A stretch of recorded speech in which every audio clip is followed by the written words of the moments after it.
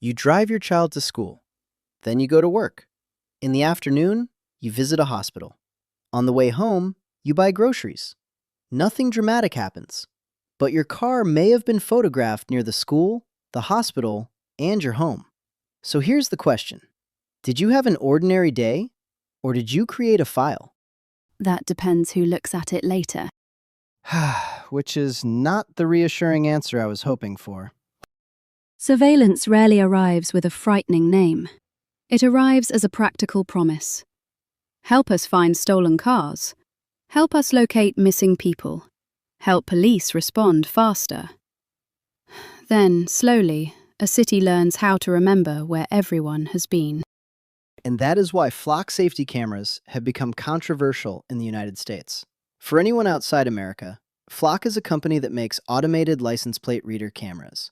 They capture passing vehicles, the plate, the time, the location, and details about the vehicle. Flock says its standard cameras take point-in-time images rather than continuous video. It says they do not use facial recognition, and that data is deleted after 30 days by default. 30 days sounds temporary, until you think about your last 30 days. Your commute, your child's school, a visit to your parents, a job interview, a clinic, a place of worship, a protest, a hotel, a mistake, a private decision you did not expect to become part of a record. That escalated quickly. Because data sounds boring until you translate it back into life. People say, it is only a license plate, but a license plate is attached to a routine, and routines are intimate. Still, these cameras are not being installed because city councils are curious about people's supermarket habits. They are installed because a stolen car can be linked to other crime. A missing child may be traveling in a known vehicle. A person wanted after serious violence may cross several neighborhoods in minutes. A camera network can create a lead when time matters. It can, and I do not want to make safety sound like a shallow concern. If somebody steals a worker's van, that can mean lost tools, lost wages, and lost work. If somebody's child is missing, no parent wants to hear a lecture about abstract freedom while police are waiting for information. My dad is a plumber in Milwaukee. If someone stole his truck, he would not see it as losing a vehicle. He would see it as losing his working life for a week. If cameras helped police recover it, he would probably say, "Why are we making this complicated?" And I would understand him. Then I would ask one more question. If that same network records every house he visits for work, every route he drives, and every place his family goes, is it still such a simple trade? He would say you are the reason people stop answering their phones. That is unfair. I am very polite before I ask the difficult question.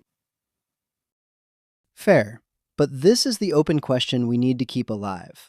What happens after the data is collected? A town may buy cameras for a local purpose, but can another agency search the network? Can the data be shared with a department somewhere else? Can it be used for an investigation residents never imagined when the cameras went up? And can residents even find out? That is the difference between seeing a camera on a street and understanding a surveillance system. The camera is visible, the database is not.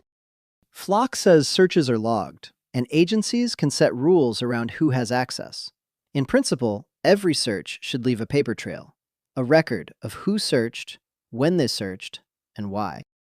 In principle is doing a lot of work there.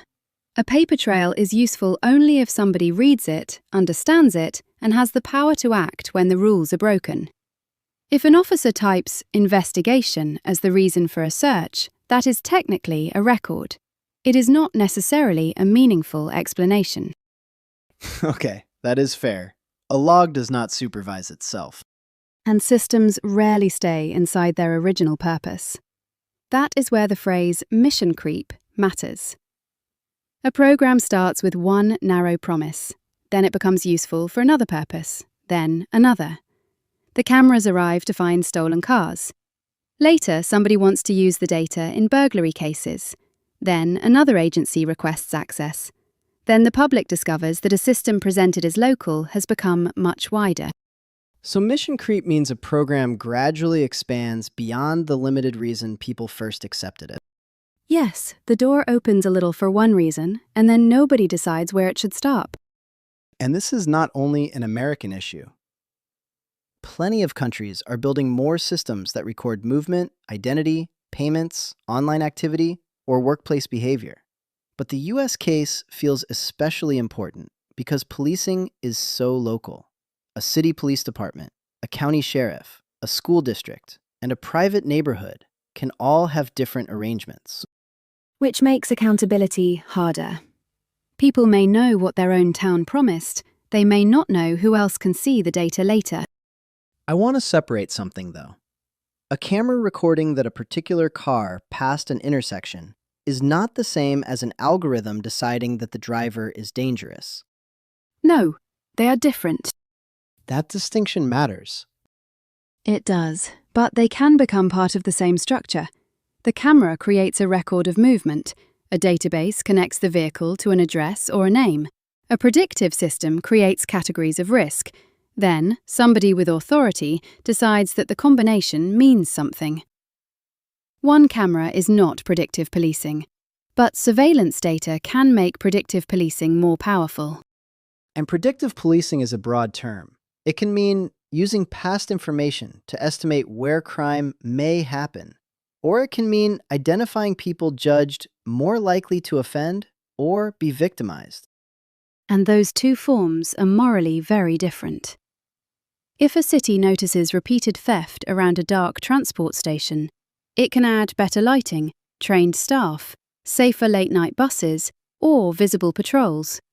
That is using information to make a place safer. But if a system says, this person is high risk, that label can follow someone into school, employment, housing, court, immigration, or parole decisions. Which brings us to the much harsher version of this debate. People ask, if we could identify psychopaths before they hurt someone, shouldn't we reduce the risk? I understand the instinct. Nobody wants to wait for terrible harm if it could have been prevented. But psychopath is not a simple scientific stamp that a camera, an algorithm, or a brain scan can place on somebody. There is no reliable system that can look at a person and tell us, this person will commit serious violence. And even if somebody has difficult traits, a criminal history, or a chaotic life, that does not turn them into a future crime scene. So the scorpion in the boot comparison falls apart. Very quickly. A scorpion in your boot is a known physical threat. A human being with a diagnosis, a police record, or a risk score is not an insect to be removed. That language turns prevention into exclusion. And it weakens the presumption of innocence. Yes, the presumption of innocence should mean more than, we have not arrested you yet. It should mean institutions do not quietly treat you as guilty, dangerous, or permanently suspicious before you have acted. When I taught in Milwaukee, I saw a smaller version of that all the time. A student might be called a behavior problem. Sometimes they were angry. Sometimes they skipped class. Sometimes they made the room difficult. But the label could become the entire story. People stopped asking, what happened in this kid's life? They started asking, what are we going to do with this kid? And once that happens, every later action gets interpreted through the label. That is the human cost of prediction. It narrows the questions people are willing to ask. But now, I am going to push you. Imagine police are looking for a child believed to be traveling in a particular car. They have the plate number. A camera network could show where that car was seen minutes ago. Do you think police should be able to search it? For a specific vehicle connected to an urgent threat? Possibly. Possibly feels cautious when a child may be in danger.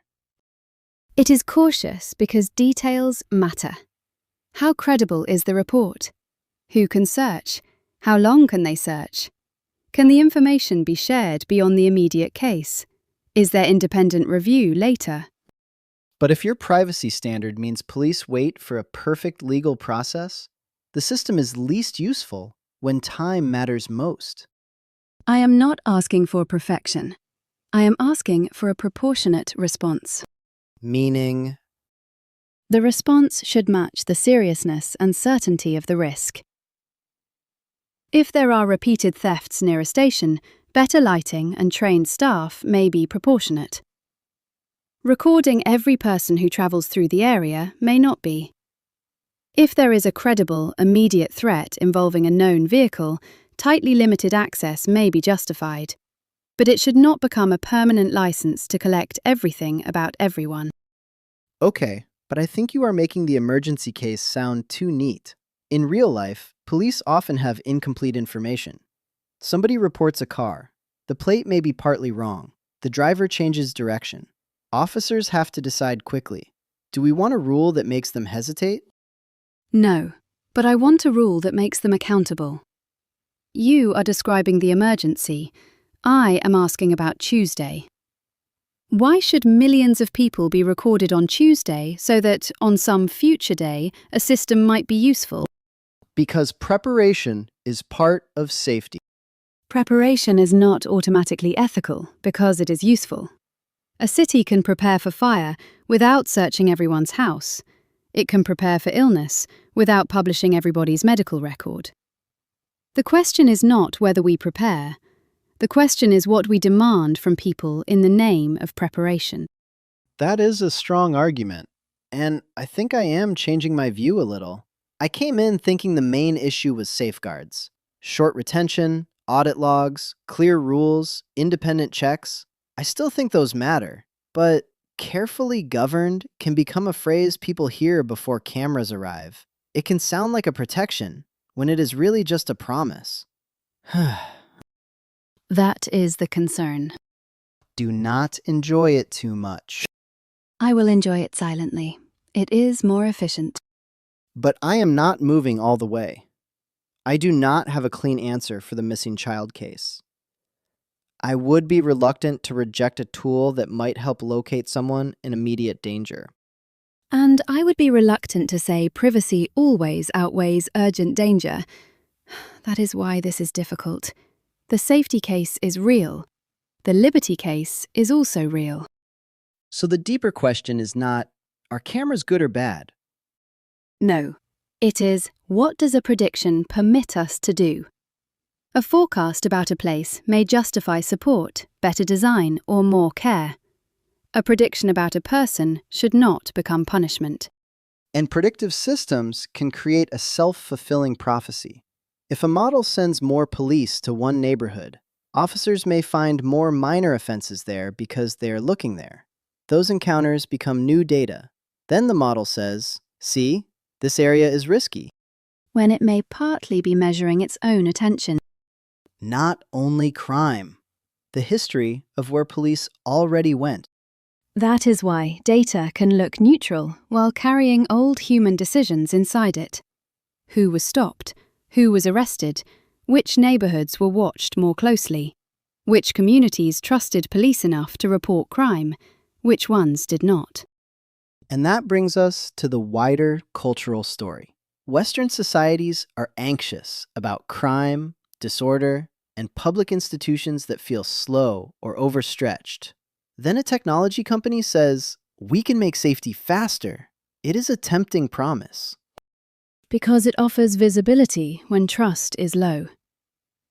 But being watched is not the same as being cared for. A city can install cameras and still fail to invest in stable housing, mental health services, addiction treatment, youth work, public transport, or safe public spaces. And that can create a false sense of security. You put cameras on poles, people feel that something modern and decisive has happened. But the conditions producing harm may remain untouched. So prevention is not the problem. No. Prevention can be compassionate. The danger begins when prevention means collecting everyone first, explaining later, and letting probability stand in for proof. And by the way, if you hear the phrase mission creep in British or American news, this story is exactly why. It means a program gradually expands beyond its original purpose. It is useful language for talking about technology, government, work, privacy, and even social media. The phrase matters because it asks a simple question. Where is the stopping point? A city should be able to find a missing child. It should not need to remember everyone else in order to do it. Because a public road is public space. It is not automatically public data. And a normal day should not become a file simply because you drove through it. For language that helps you challenge difficult ideas with precision, download the free top-tier English starter pack below.